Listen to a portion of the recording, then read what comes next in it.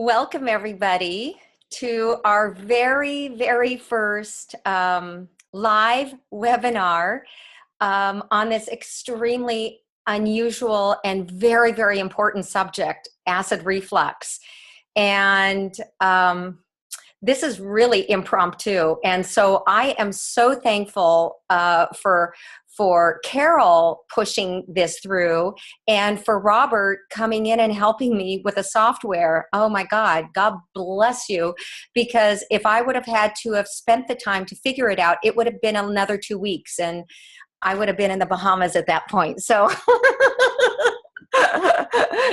trying to figure it out. But so this is a great help for me. So yeah, thank you very much beyond belief. I don't even know how to thank you so much. This came about because I put a post up on the Feldenkrais practitioners around the world. And I realized, oh my gosh, I didn't say anything on Feldy Forum. But I did put a thing up there early this morning, and probably people might get upset with me that I'm doing this last minute posting it there. So many apologies.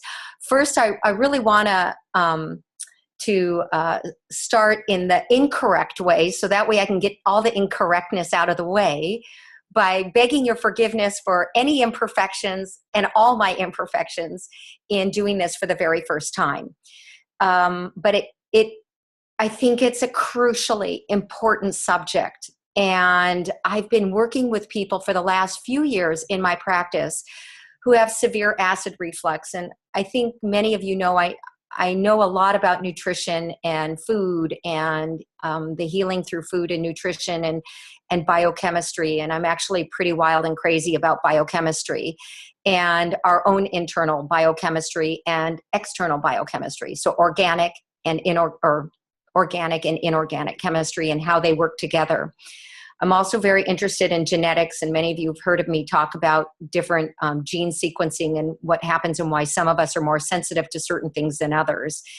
But it came about a week ago, I had a woman that came to me who her husband begged her to please come because her acid reflux was so severe that she was already going to a really kind-hearted GI specialist. And the only two things that he had left to do was to do one of two things, which was a fundal plication, which is where they basically sew shut the top of the stomach to stop the acid from coming up. Or the other one was, can you hear me? You can hear me? Because I heard someone. Okay. Someone needs to mute themselves. That's the deal. Okay, and so to sew beads, magnet beads, along the side of the esophagus, so that when she's not in the act of swallowing, that it closes shut the esophagus. And as many of us would just go, oh my goodness, there's got to be another way. So she came to me because her husband begged her, not because she wanted to come. So already I had everything going against me. She didn't want to come. She didn't believe it could help her. She believed that she had done everything possible. So I was already working in that realm.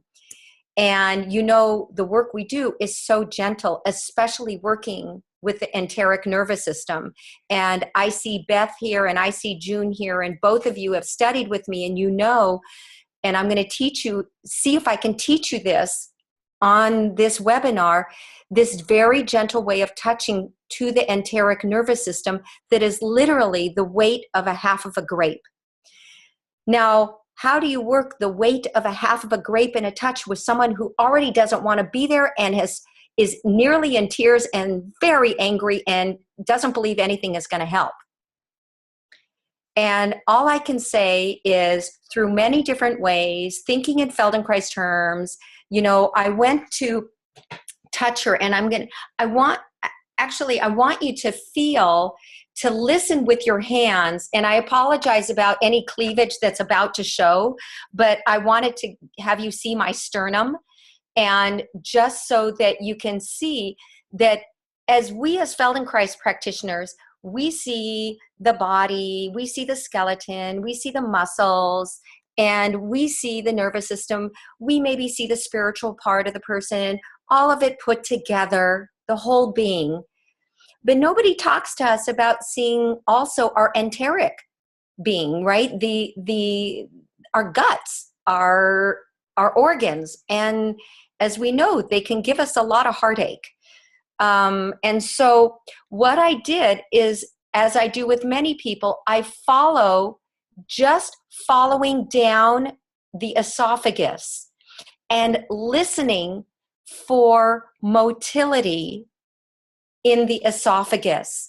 So I don't know if I can go back, and you can see that I'm listening for motility in the esophagus. I don't just do this with people. I do this with dogs, cats, and horses too. I haven't had my hands on, I did with a porcupine, but it's pretty hard to feel through that. So, but she had no movement here, but she had lots of movement here.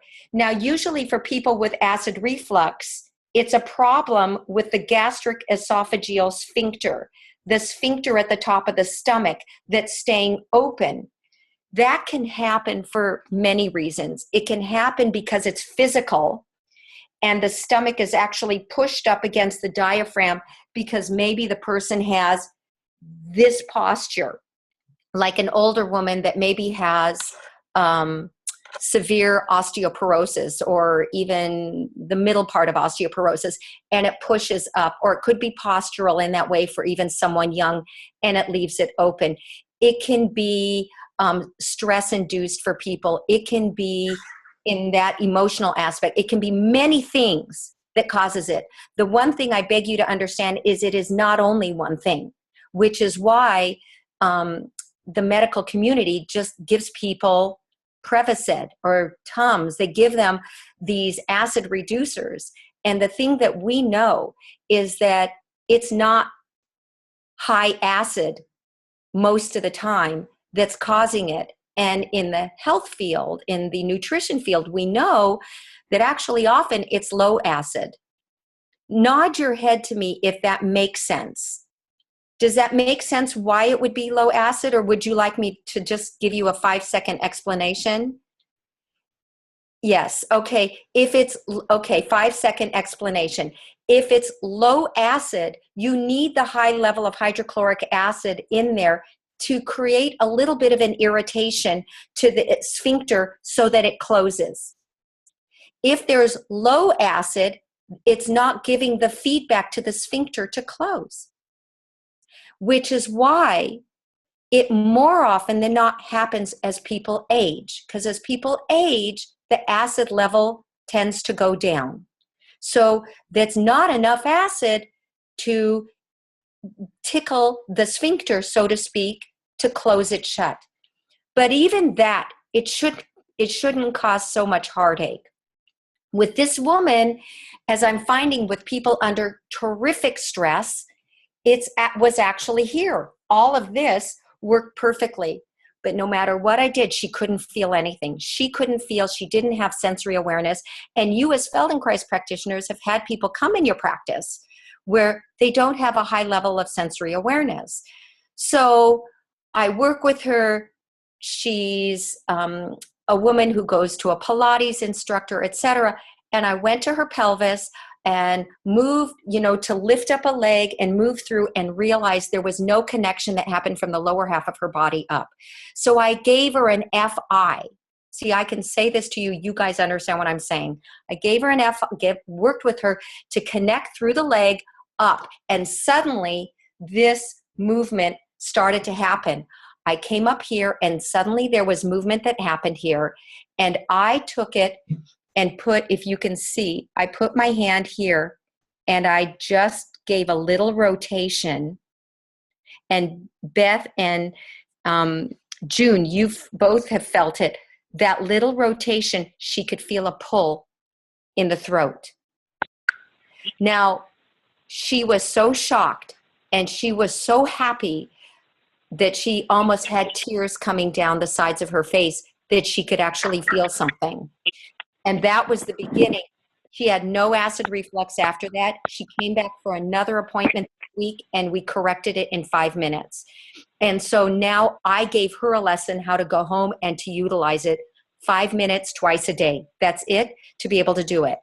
So this is so doable. You heard many months ago, Billy Joel's daughter, who's a singer in New York, passed out on stage because she had such severe acid reflux, and she's young, in her 30s, I think. She had such severe acid reflux that she ended up with vasovagal syncope. It irritated the vagal nerve behind the back of the esophagus so badly she passed out on stage. And so then you just heard last week about President Obama, right? And so this is a big deal because we don't need acid going where it doesn't belong. But the fact is, there's things that we can do. So are you ready? Can I just ask a quick question? Yes, I know. That's Karen Toth, very excited.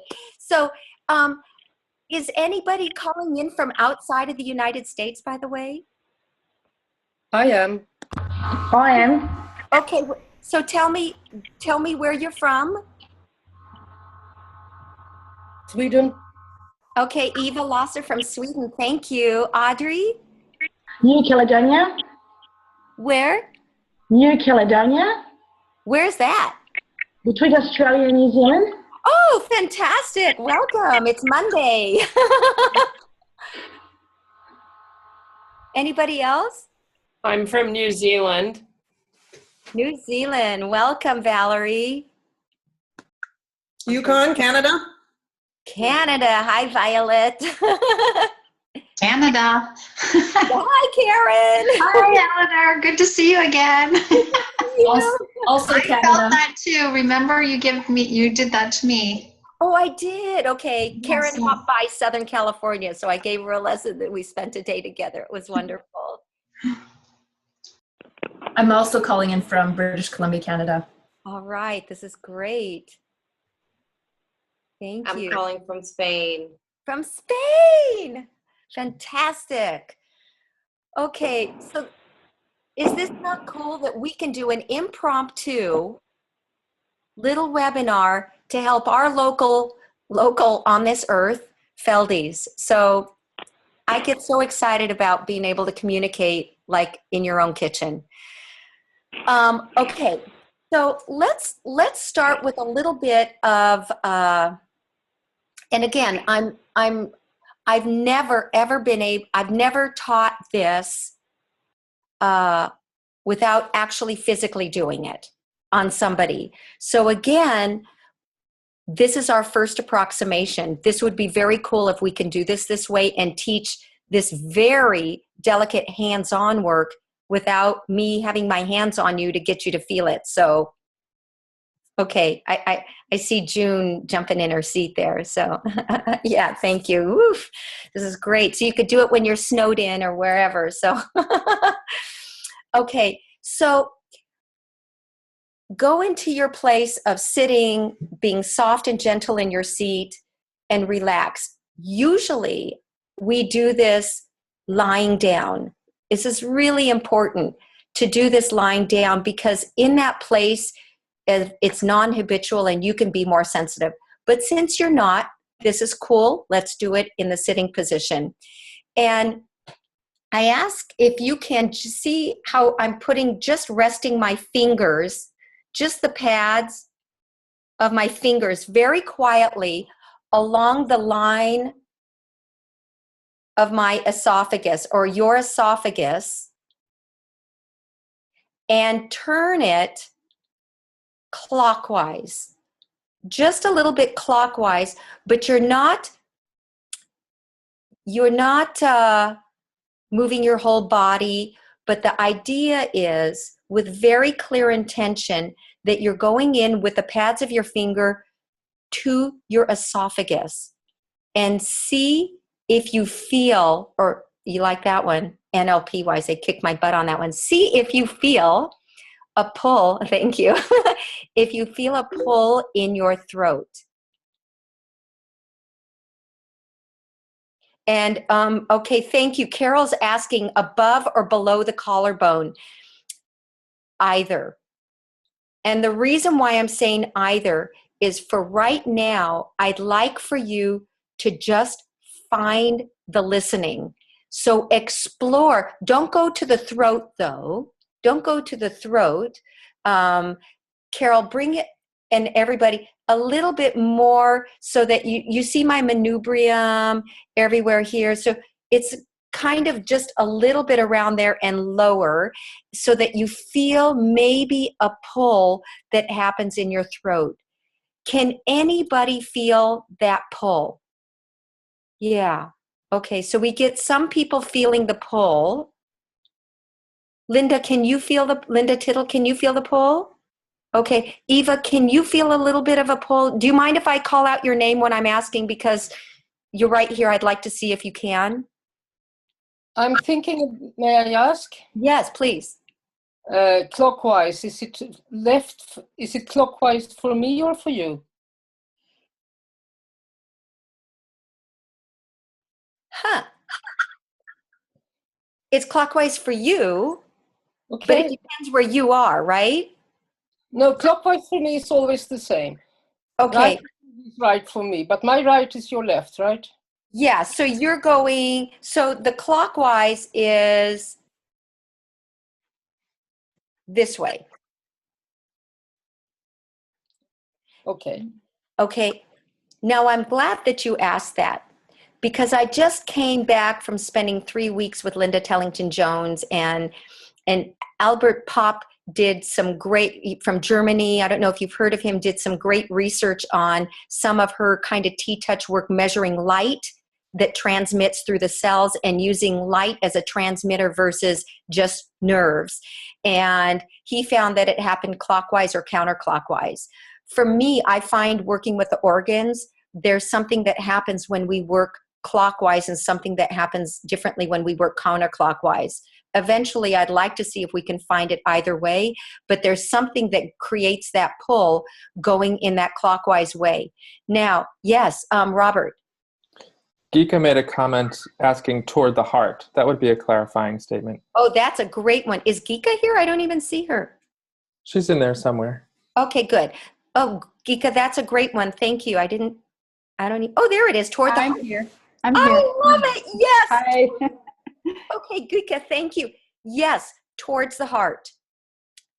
Towards the heart. So, and that's part research from the Heart Math Institute. How many of you heard about the Heart Math Institute? And the one, okay, whew. So if you haven't, look it up. That's beautiful work, and it's about going to the heart and measuring. They do some measurement in heart rate variability, and I've talked with them a little bit about talked with people that work with the Heart Math work about what happens with vagal toning when you work with the heart rate variability and working with heart coherence. That's what they call it, heart coherence. So Gika, thank you for bringing that up. So it is going there. Okay, so it's just going a little bit, and you can feel. Now, I'll ask you, don't pull that too much, okay? And then just now use that as a listening. If you can follow it down the whole esophagus, your stomach, do this, sorry about just showing this. Okay, the stomach is just a tad to the left, usually. So you go down the esophagus, and then here's the stomach. It's usually there. Some people it's here, some people it's here, and some people it's all the way down here. There are better places, and there are worse places. The better place is anywhere around here. The worst place is down here, because that, I forgot what that's called when there's a paralysis of the stomach and then they don't digest. But we can do the work to pull that back up. So in our giving FIs and guided ATMs, in using the ATMs with a pelvic clock and just rocking the pelvis and doing coordination between the pelvis and the rib cage and the arm, that it can draw the stomach back up to the proper location. Just like we can do it for most people that have the stomach pushed up, to draw the stomach down instead of being shoved up against that very powerful musculature called the diaphragm. Okay, so just take a break for a moment. What's someone saying? Ptosis or ptosis is the word. Yeah, there's also, but Anne is saying it's ptosis. There's another description for it, Anne, that is gastric paresis. That's what I was thinking. And that's rare. Did you, Anne, wherever you are? I don't see you. I think you're on the phone. So if you can hear me, I was thinking gastric paresis, where it's got that paralysis. And I actually have one woman that has that, and it was medically induced for a certain reason. So we work with that. So come back and then again, follow it down. Now, remember Carol, how Carol was starting up here? So go ahead and just follow it down, listening. You just listen, don't take it on purpose, but listen to see if you can feel this kind of action of the whole esophagus going down.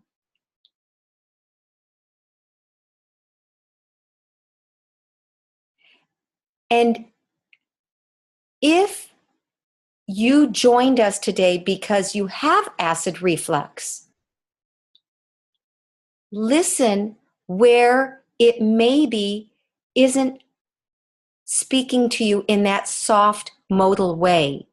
Is there a place where it's knock, knock, no one's answering? Does anybody feel that maybe there's an area where it doesn't give you a response back? Okay, that's okay. Did anybody join us because you have acid reflux? Okay, yeah, it's common. Anybody else? Yep, Carol. Okay. Did someone want to say something? Oh, yeah, Gwendolyn. Sometimes I do have acid reflux. Yeah. Hey, at least you don't have it all the time. But that's a Jewish mother and me speaking. No, so, okay. But yeah, but see, then we can get it. For anyone that has it severe, it's still doable, just like it was with this woman that came to me. Now, mind you, I really F-I'd her, and trust me when I tell you, I really went in, and then I was able to do the soft gentle. I started out with the soft gentle. I couldn't get anything, and I had to use a proverbial 2x4 to get the attention. Then I could come in and whisper, and it all coordinated and worked the systems together. So, but for you, I'm asking your Feldies. We already have a sense of awareness. So just listen to it and follow it down and listen. But if you got the beginning where you felt the pull, you already know you're doing something. Because how can you theoretically put the pads of your fingers on the skin above your sternum and feel a pull in your throat? Right?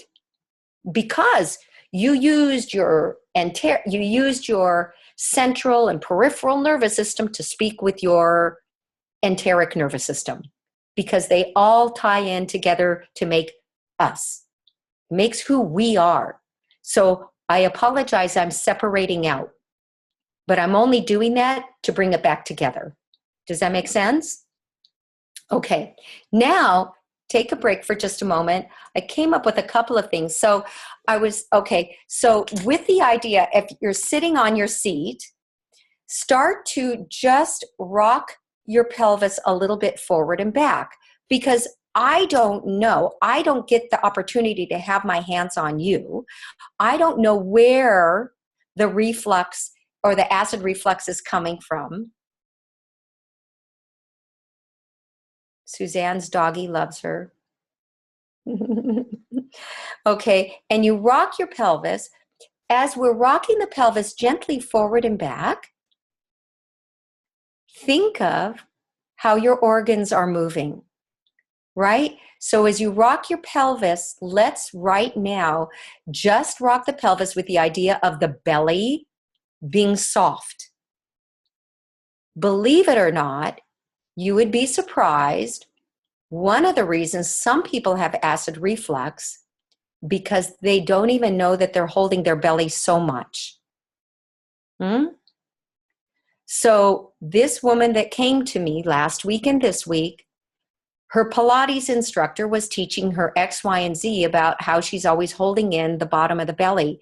She held it in all the time, so much to the point that no connection happened from here to here. So this moved separately, but nothing moved together. So when she walked, she had this and only walked from here. But she didn't have any kind of that kind of natural movement that we do with all of our ATMs. All of our ATMs end up connecting all the way through. Hers came from her lower belly, which is why everything she tried didn't work. You see?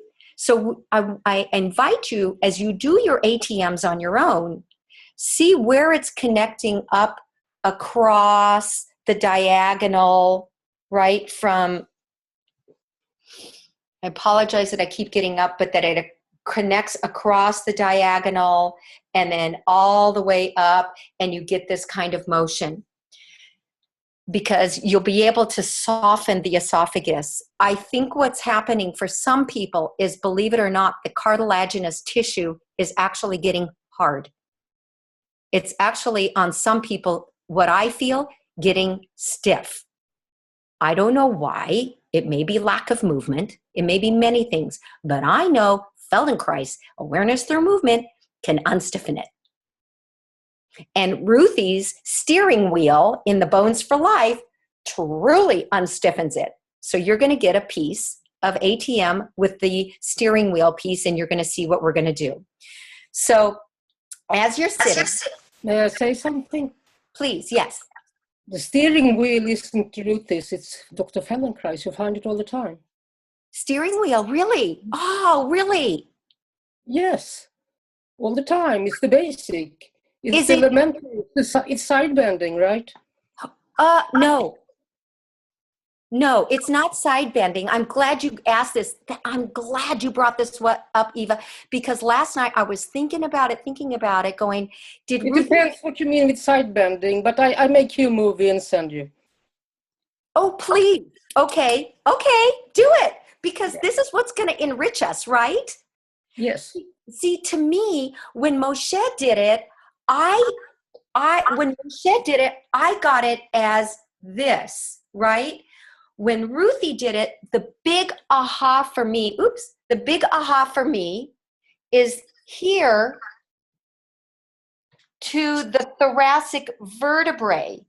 And I always tell people, I've been teaching this lesson for 15 years in her way.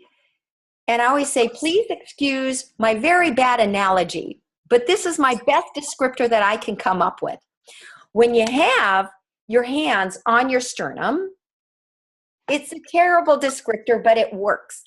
Imagine that you have a very friendly rod that comes from the outside, through the top hand, through the bottom hand, through the sternum, to the back vertebrae, with a lug nut on the front and a lug nut on the side, on the back, so that when you're turning the steering wheel, the relevance is not the side bending, or the focus, Eva, is not the side bending. The focus is truly just taking the thoracic spine. Can you see me? I can't see me.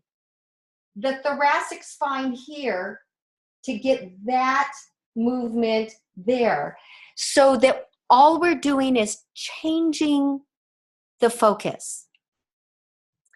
Now, so this would be a good conversation, very rich conversation, because again, I wondered where it came from, but for that focus, for me, that's where it includes really communicating to the esophagus.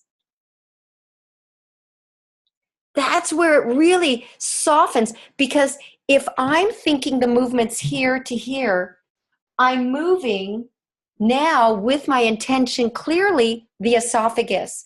So you rock your pelvis forward and back, right, a few times. You think how you're right, the whole body rocks like this. And then you can rock in your chair a little bit around the clock a few times.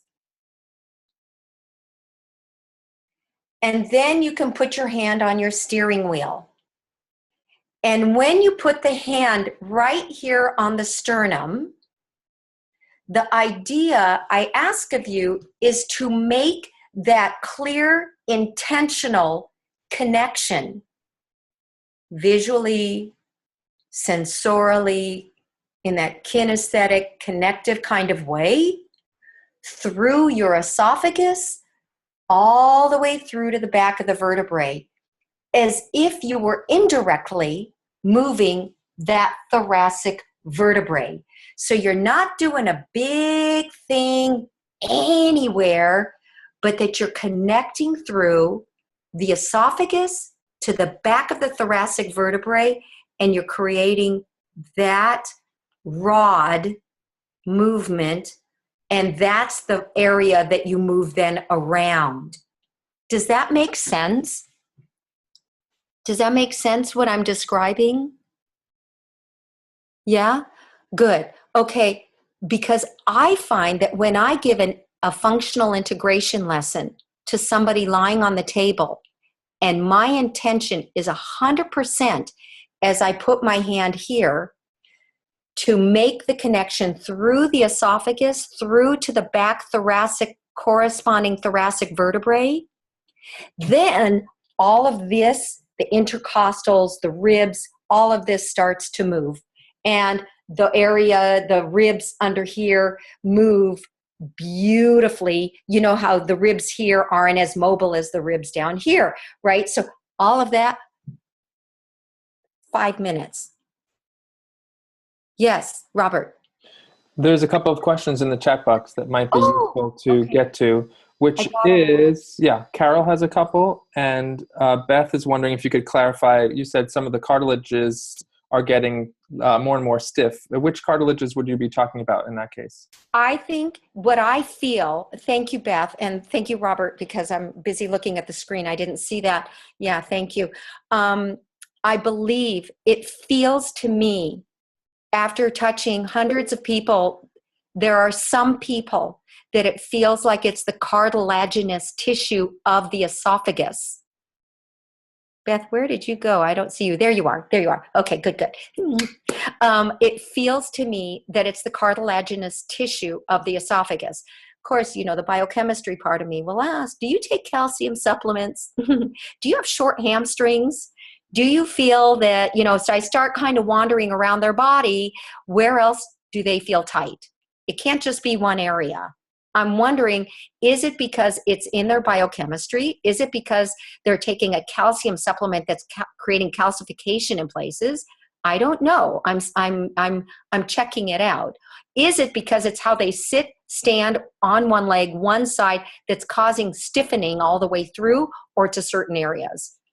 Do you see what I'm saying? I'm a huge question asker. In public, I'm considered probably rude because I immediately start asking questions. Oh, you have that? Why? Blah, blah, blah. So I forget where I am. So let's see. Let me see. I've got Carol apologizing off topic and the residents. Okay. Gwendolyn, you wrote this to the group. Can I read it? Is that okay? So Gwendolyn wrote, apologies. Oh, good. Thank you. Apologies is if this is off topic, but when I feel that pull, it is also resonant of some anxiety that I feel in my throat as it comes. Sometimes how that comes. Are we doing something with the vagal stuff with that little twist? Okay. So yes, that's why I say when you do that pull, do it a couple times and go out of there. Because that pull is associated with anxiety. You know how some people get pulled, they get the pull, they get a stress in the throat. And then that stress in the throat does extensor muscles in the back, which works with the sympathetic nervous system, right? And then, of course, behind there and around there is the vagal nerve. So you don't want to overstimulate all of that. I'm glad you asked that question because it's never only one system. We have multiple systems in how everything works. So we're talking to the sympathetic, we're talking to the vagal nerve via the movement by that pull. So that's an excellent question. I'm only asking you to feel if you feel that pull. If you do, that means you're online and you can feel the connection of the movement. Does that make sense? I wanted you to believe that you could do this. So I thought if you can feel the pull, you can, you know that you're on with it. Oh, but what if we don't? So Carol is asking, what if we don't feel the pull? It's okay. It's okay. It doesn't happen right away. Do you see why I'm only giving this for Feldies right now? If I had 100 other people here that weren't Feldies, I don't know how I would do that on a webinar thing yet, because they can't even sense and feel. So in that way, some of them, and others, yes, but we have at least a basic. It's okay. If you had severe acid reflux, you might not feel the pull. Make sense? Because this woman that came to me, as an example, had such severe acid reflux, she couldn't feel the pull. Oh my God, I thought you fell off your chair. Okay. It looked like someone fell off the chair. I saw her go to the side. Okay. She couldn't feel the pull until I was able to get the connection to happen through the movement of the pelvis. And it goes something like this. Okay. So, did you like that, June? So hands on the sternum. The idea is you give a little bit of a push, maybe the weight of a peach. I'm sorry, my analogies never go with 1 to 10. They go with the weight of fruit. So about the weight of a peach through the balls of your hands, that you are doing the steering kind of movement as you're rocking the pelvis. So that that weight of the peach goes through the skin, through the sternum, through the esophagus, all the way to the back of the thoracic spine.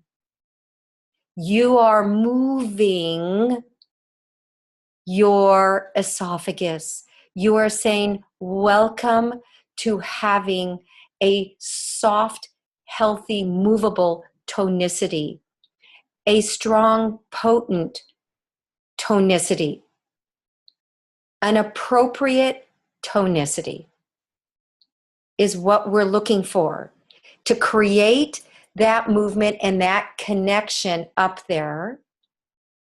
And notice that your belly is soft in how you're breathing.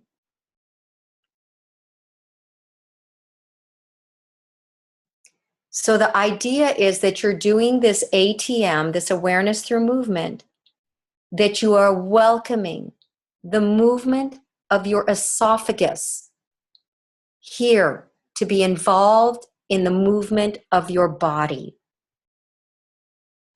I believe if it's not hypochlorhydria, meaning low hydrochloric acid in the stomach, that's causing that sphincter to stay open, and more people I'm finding it has to do something with the tone of the esophagus. So you work with your tone of including the movement of your esophagus. Movement. And of course, you can switch hands and you'll know it's different. You have a favorite hand, you have another hand, and you can create that movement of the esophagus, and then don't do too much and come back and notice how you feel.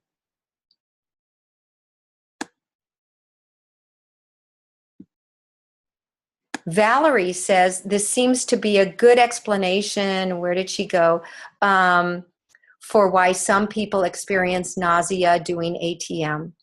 Well, there's a lot of reasons, but here, let's see. And then Robert says, we would need to think about what is the preparation necessary for this kind of process that is useful and meaningful for non-Feldies.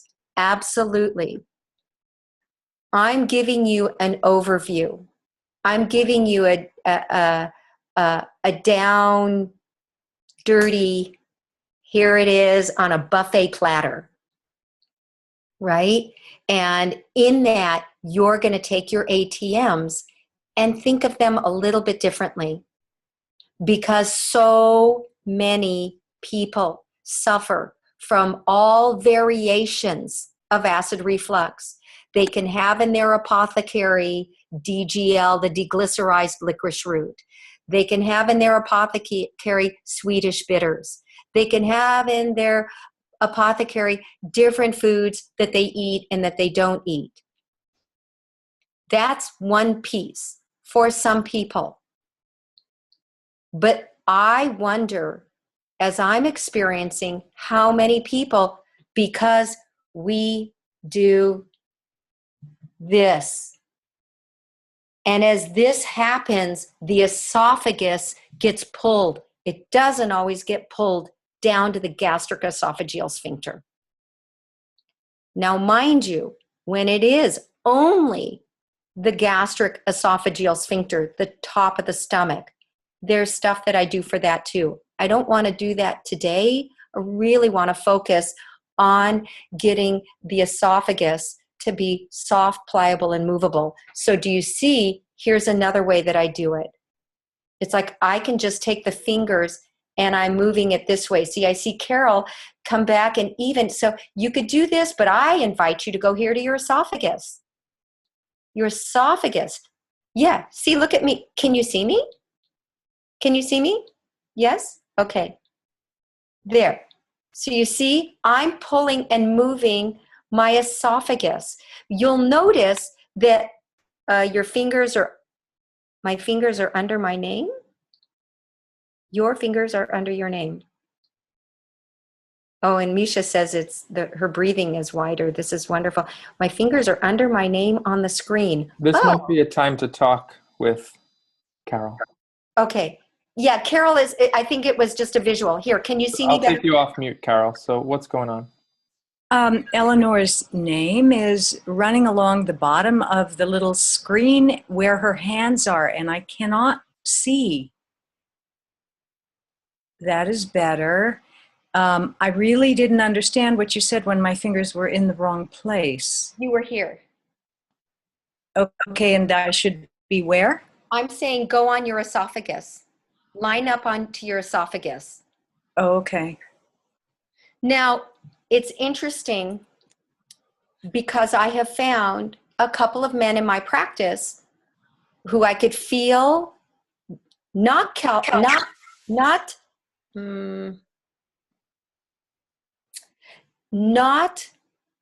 this hardening of the cartilaginous tissue of the esophagus, but just the lack of involvement of the movement. And then it took me over a little bit to the left where the heart is.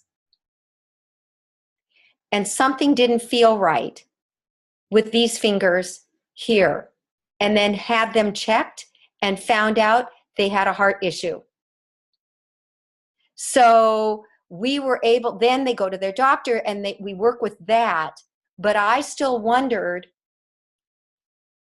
I knew their different numbers, their different chemistry numbers and working with stuff, but by getting this kind of movement to happen through the ATMs and giving regular ATM movements to get the whole body to move, the heart seemed to go back into its variability more easily, and then the tone felt better in here.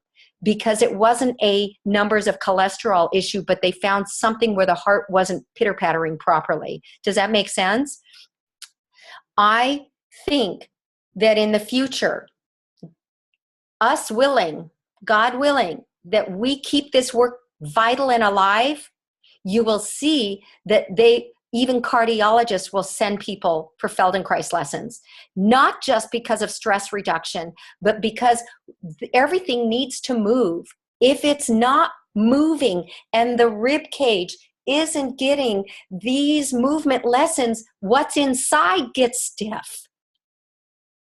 Make sense? And it's not about how heavy a person is. It is about, as Moshe said, movement is life. So even when I'm in the movie theater, all of us, we do a little bit checking the system, a little bit movement like this, which is why we're better off. And we need to share that with the world. So we're coming close to the time. I just wanted to give you these pieces. And I invite you to play with them and see how you can tie this in. To use the steering wheel, hold on. So Gail is saying, I'm finding doing the steering wheel on the sternum is causing me to cough and the throat to tighten. My rib cage is very stiff on the left from scar tissue, from radiation to the left of the chest because of a surgery that she had. Absolutely. And so Gail, when you move yourself gently in these tiny little ways, it'll clear some of that connection to happen through you. You'll make that better. You'll make that better. I've done this with kids that had huge scar tissues because they keloid from surgeries. And what we're able to do is the movement. You're bringing in oxygenated blood flow into that area. The monocytes, the eosinophils, the phagocytes, they go in there, they gobble things up, they take it out. Not so much room for scar tissue. I'm not sure how much regarding huge scar tissue after the fact, but I do know that we can create movement. I do know that we can create small amounts of movement. And Eva, you've talked about it before on Feldenkrais where we're doing it in our imagination, right? We had a conversation somehow where we talk about the movement, even when we think about it, it's making the micro movements. Right? Yeah. Can I say something? Please. I welcome you to.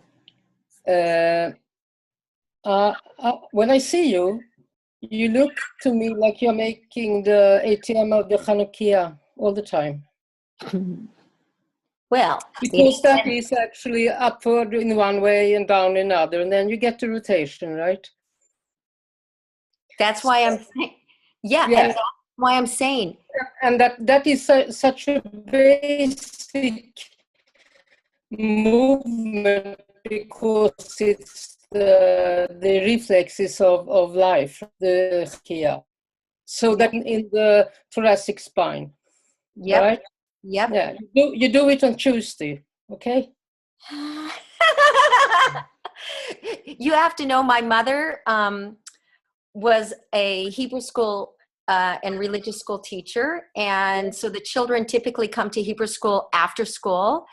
And this was at a time when all the boys were being medicated for attention deficit disorder and hyperactivity disorder. And my mother would request of the parents, please send your kids here not medicated. And during Hanukkah, she had them on the floor, the whole classroom doing the Chanukia.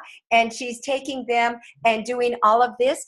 And then getting the movement. And these children, especially the boys, improved from doing this. It was glorious in the changes it made in their behaviors. And I am not joking. My mother is almost 88 years old. And to this day, wherever we go, a man will come up to her and say, Mrs. Elter, do you remember me? I was the kid that was always blah, blah, blah, blah. And these lessons that you did with us on the floor made such a difference in my life. I'm a doctor, I'm a surgeon, right? Yes, but it's the sternum moving. It's the sternum moving. And what's in there? Our heart is in there. Our vagal nerve is in there. Everything that connects. The food goes through there. Our life depends on that. We don't need that. We don't have to be whatever this weird, but it's the movement. When we tie in the movement, life changes. Even if it's a cat or a dog, they do that. Some people are really excellent. They do this and they do this at the same time. The woman that came to me with the acid reflux, because of her Pilates, she was this way. And when I finally put my hand on the thoracic spine, it was as rounded as could be. We're very good at faking the world out, but it can't. So that's part of, I implore you, look at your lessons differently this week, and you will see the difference that you will make. And let's see what else we could create from this. Hold on. Okay. Okay. I got a nice little thank you from June. Yeah. And this is great for whiplash. This is great for low back. This is great for neck. This is great for the atlas and the axis. So this is important. And Beth, you know that, right? Because that's where we're going in. So everybody come on if you'd like and see, do you want to say something how you felt? Did this kind of way work? Trying this out as a webinar, even though I didn't get to have my hands on you. Yes? Oh, good. I can see Linda Tittle saying yes. Can I say something? Yes, please. I haven't been able to. I tried the chat. I'm so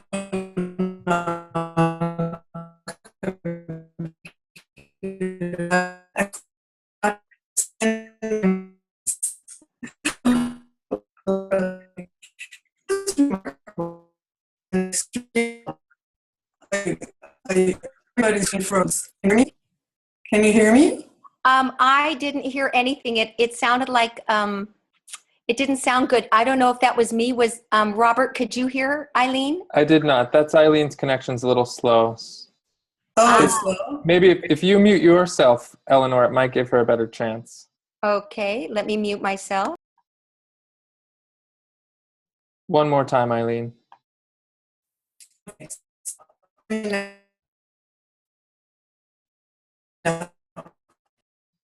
No, it's just Eileen's connection is too slow. Can you hear me? No. Okay. Can you quickly tell me how to send a message? Sure.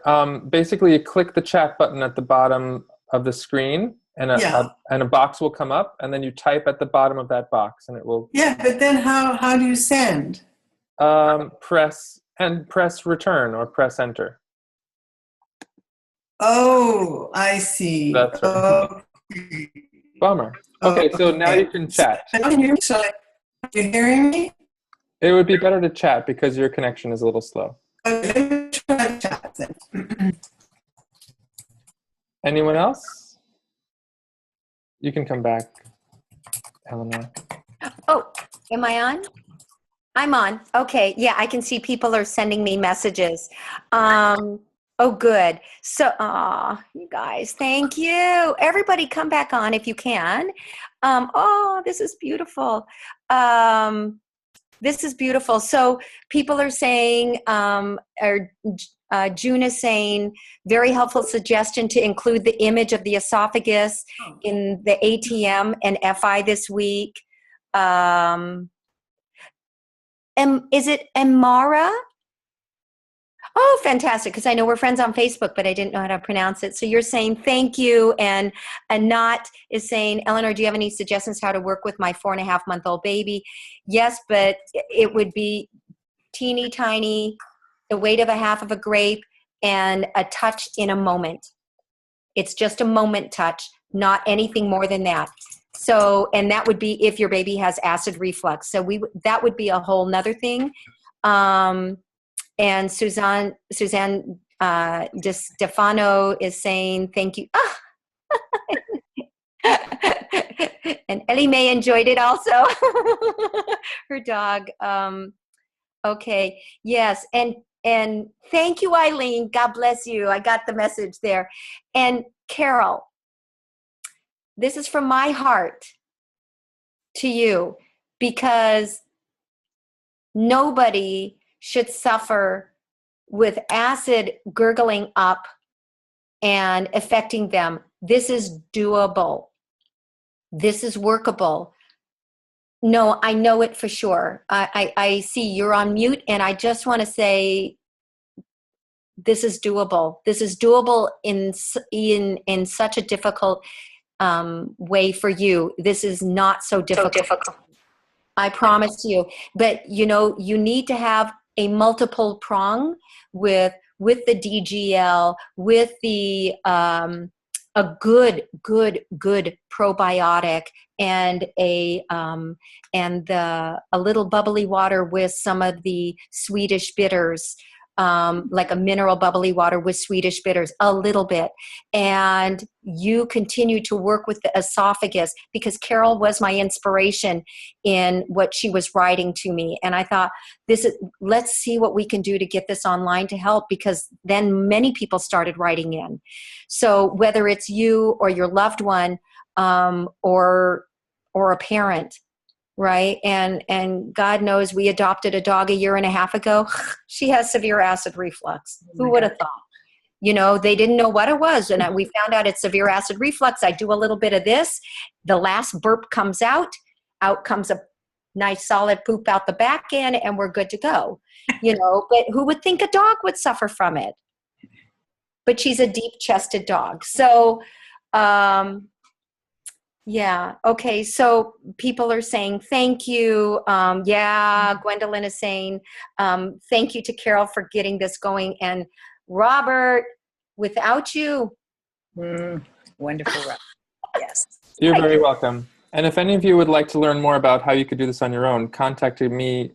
You have my email now, so I can help you figure out how you could reach some people on your own in this way, if that's interesting to you. Yeah. And are you interested in me making this into maybe a 5-part series for you?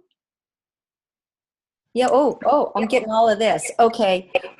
So we may do a nominal charge of like $25, you know, for them. Are you okay? Are you open to that?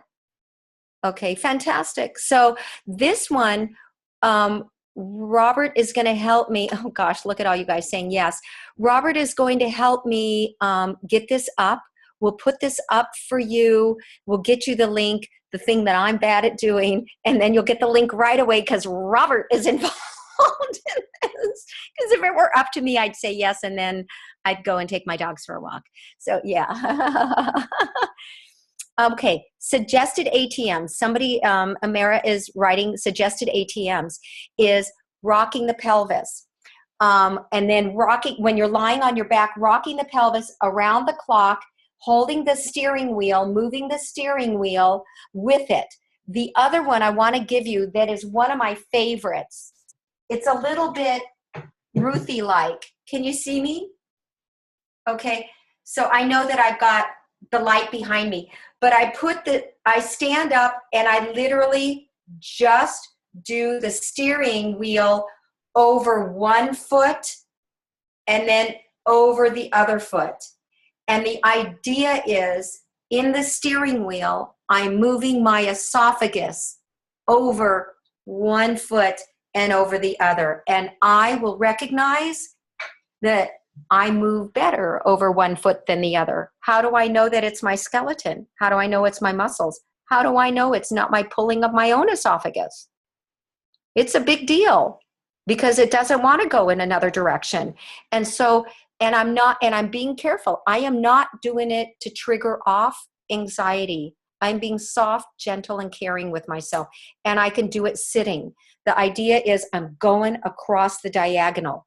My observation is the most important thing is making the connection across the diagonals through this kind of steering wheel with the idea that the esophagus is making the movement. That's one. And two is that the movement is happening through the thoracic spine, the corresponding vertebrae. Those are my two gifts to give you. I'm sure I gave you a couple more. I think we're good. I wanted to try to keep it in an hour. So is everybody happy with this? Yes, Robert. What we can do is stop the recording now and then just go into Hangout mode if you like. Okay. So let's officially stop the recording. Are you good? You can. Yeah. You've made your closing remarks. All right. Thank you everyone for attending, and to be continued.